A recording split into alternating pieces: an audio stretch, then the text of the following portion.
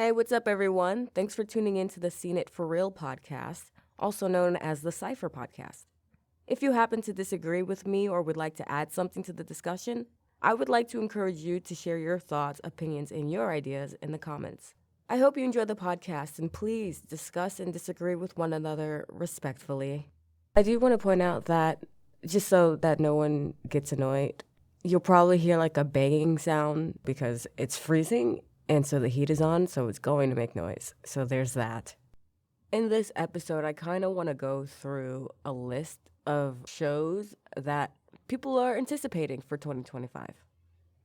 First one I want to start off with is Squid Games Season 2. It comes out in December 26th. This episode is going to be out already, probably like a week after the season has already come out. It's going to be on Netflix. I'm excited for this show. I loved season 1. Squid Game is definitely one of those shows that a lot of people are excited to see. They had like a Squid Game experience. I know everybody is kind of excited to see what'll happen next. From the twists and the dark humor and the crazy stakes, I think most people are excited to see the new challenges that we might get, the new characters that we might get, and just some more twists that the creators have in store for us. What I want to see is more intense games and a deeper dive into the organization behind this whole exploitation business. Because, like, that's what they're doing, right? They're exploiting people who can't afford to do anything other than this. But it's voluntary. They're not being forced to do it. I'm also hoping to see, like, the backstory of the main character. I get his mom died. I want to see some more. What's going on with him? Maybe we'll get introduced to some new, exciting characters. Or maybe, like, if the games went worldwide, like this was a worldwide thing, that'd be cool. I mean, like, people from different countries coming to a specific location and competing against each other. Most importantly, I do want to be shocked, entertained, and have a little bit of fun. I am excited to see season 2. The second show we have on this list is Daredevil Born Again. This is definitely highly anticipated by me, especially. I'm excited to see the return of Matt Murdock. Hopefully it lives up to the Netflix series. The show is set to adapt the iconic Born Again storyline, which is considered one of the greatest Daredevil comic book arcs. With its gritty, realistic tone and complex characters, fans are eager to see how the MCU will handle this dark and mature story. Now, with that said, I'm excited to see how they handle this story too, especially since Marvel hasn't had the greatest reputation lately. I hope we can expect to see a darker, more mature take on Daredevil, exploring his struggles as a lawyer and a vigilante. I'm personally excited, like I said, to see Matt again since Spider-Man. And I would definitely love to see the season include a deeper exploration of his character. I know fans are hoping to see the return of like classic villains like Kingpin and Bullseye, as well as an introduction of some new adversaries, hopefully, right? We need some new villains. I also think it'd be cool if we get a crossover with other MCU heroes. Or, like, bring the Defenders back. I want to see Jessica Jones again. Luke Cage. I mean, if we're going to bring Daredevil back, I mean, can we, like, bring back the whole gang? I am a little disappointed because they did tell us that the season was going to be 18 episodes long. And then they changed their minds and said that the season would be 9 episodes long. So I wonder how much story is going to be involved, but something tells me we're not going to get all of that in the span of 9 episodes. Oh, wait, I didn't even consider, like, they might just be cutting it in half. Maybe, like, 8 or 9 episodes in season 1 and then 8 or 9 episodes in season 2. Are they going to release it weekly, all at once? I'm not a huge fan of binge watching these days. I definitely think the show has potential. I want to see it dive more into the characters and the entire like world of Hell's Kitchen too. I'm really hoping this show delivers on the kind of quality that the Netflix show did, because that's why the show was so popular on Netflix. From the storytelling to the character-driven narratives. Maybe they'll like find a way to integrate this into the wider MCU, or maybe don't do that because that wider MCU is a mess right now. I guess we'll see. I'm excited to see the return of the original cast. Third on this list, we have Stranger Things Season 5. That one is pretty obvious. It's on Netflix, just like Squid Games. Stranger Things Season 5 left everybody on a cliffhanger for Season 4. That didn't make any sense. Stranger Things Season 4 left us on a cliffhanger for Season 5. We're going to get a conclusion to the series. The show will also be tying up loose ends and delivering a satisfying ending to the character arcs. Fans are eager to see how the characters will confront the Upside Down's ultimate threat, Vecna. Many hope for epic battles, character development, and a satisfying resolution to the ongoing storylines. This is going to be the last season of Stranger Things.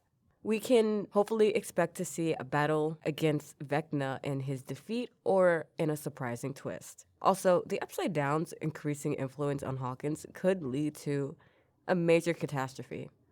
I'm hoping to see some surprising main character deaths. Given the high-stakes nature of the final season, I mean, it would make more sense, because if everybody still is alive by the end of the show, and I'm talking about the core group of kids, it just won't work for me. I want to see dead kids. I see dead kids. Number 4 on the list, we have The Bear Season 4. I actually have not watched this show. It's on Disney Plus, aka Hulu. People are excited about this one because, like, I guess the last season left them on a cliffhanger, and I heard the character development was good. I don't know. Hearsay. The show also has, like, an 80s vibe, which I don't understand how a kitchen drama would have an 80s vibe. Is it a drama, actually? I don't even know if it's a drama. I just looked it up. It is a drama. I might check this one out. I've actually heard about this one quite a few times. Apparently, viewers can expect a new restaurant to open. Also, deeper dives into some relationships, some great cooking stuff, like techniques and dishes. So, yeah. Number 5 on the list is Severance Season 2, Apple TV Plus. I really like this show. It did feel a little slow, like the first 3 episodes, but it made sense. I liked it. For the rest, it was not slow. It was really good, unlike, Silo. I really don't like that one. Severance Season 2, I'm really excited to this one. It has a very unique premise. The characters are very, engaging. The character development is also really strong in this one. The plot is like an entire mindfuck.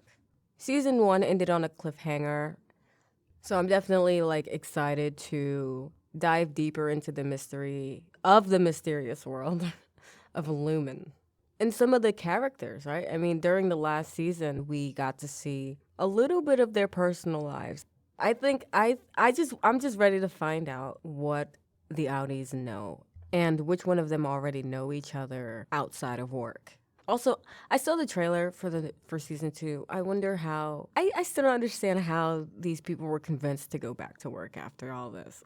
I want to see more into the characters' pasts. I want to know more into their Audi's current lives. Obviously, we know more about Mark than we do the others, so I want to know more about the others. I'm sure Season 2 will also introduce some new characters, a couple new plot lines. The story's probably going to get a little more complicated than it already is. I think it's quite intricate. I watched this and I'm like, now this is a pretty decent psychological thriller show. Number 6 we have on this list is The Last of Us Season 2. It's on Hulu or HBO Max. I know a lot of people who really like this show. They say it stayed pretty true to the actual video game. I remember when everybody was talking about this show. It took me a while to watch it, and when I did watch it, I just wasn't a huge fan of it. It looked good, but not really my vibe, which is actually a bummer because I was really excited to like this one. I really wanted to like this one. I was excited to watch it and see what the hype was about. I didn't really like it. I don't know what it was I didn't like about it. I don't want to go too much into that. I know from what I've heard, though, people are excited to see more of the relationship dynamic between the main characters, maybe, and just more about the post-apocalyptic universe. I think I heard somebody say something about Season 2 being an adaptation of The Last of Us Part 2, which I hear is such an emotional story. I might give the show another try, just not now. Final one on the list, number 7, we have It, Welcome to Derry. It's going to be on Max. It's a TV show based on It movies. It's a prequel, I think. Since the show isn't out yet, I'm just going to read off of what I have here. Welcome to Derry is highly anticipated for several reasons. Firstly, the series is a prequel to the beloved It films, offering fans a deeper dive into the terrifying world of Stephen King's Derry. Secondly, the return of Bill Skarsgård as Pennywise the Dancing Clown is a major draw for fans of the franchise. Additionally, the show's exploration of the town's dark history and the origins of Pennywise promises to deliver a chilling and suspenseful viewing experience. The show will likely feature iconic locations from the books and films, as well as introduce new characters and storylines. That's all we got for today. That will be it for this episode. Whether you like this episode or not, please be sure to leave a rating or a comment letting me know why you did or didn't enjoy the episode. Thanks for listening, and you'll hear me in the next one.